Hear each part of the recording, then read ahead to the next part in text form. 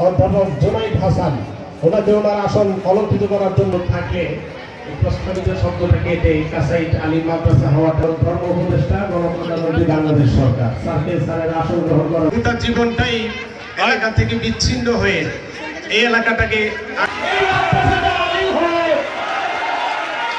আজকের এই পরন্ত বিকেলে ইসমি রাব্বিকাল্লাযী খালাক সাদাকাল্লাহুল আযীম। প্রিন্সিপাল শ্রীপুর কামিল মাদ্রাসা। ছাত্রছাত্রী তোমরা সবাই বসে পড়ো। হোসেন স্যার আলিম করবো, স্যারের সদয় সম্মতি জ্ঞাপন চাচ্ছি, অনুমতি চাচ্ছি স্যারের। আল্লাহ জীবন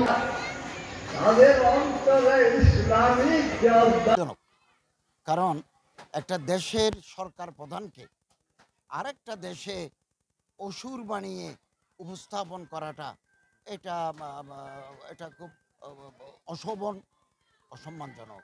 আমরা এটাকে নিন্দা জানাই। আমরা মানুষের প্রতি সম্মান দেখাতে চাই।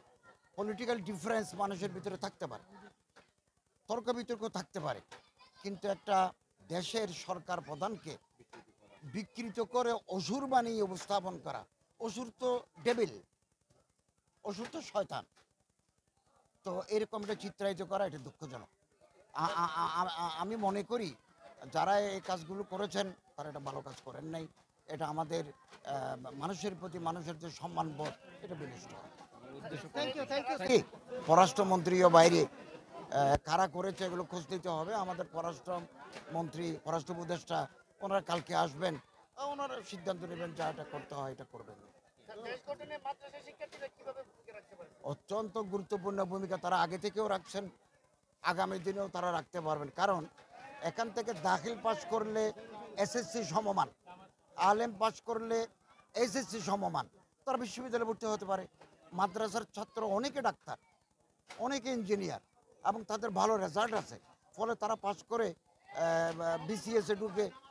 আমি তো বেশ কয়েকজন অফিসার পেয়েছি, একেবারে সচিব পর্যায়ে পেয়েছি, যারা মাদ্রাসার দাখিল আলেম পাস করা।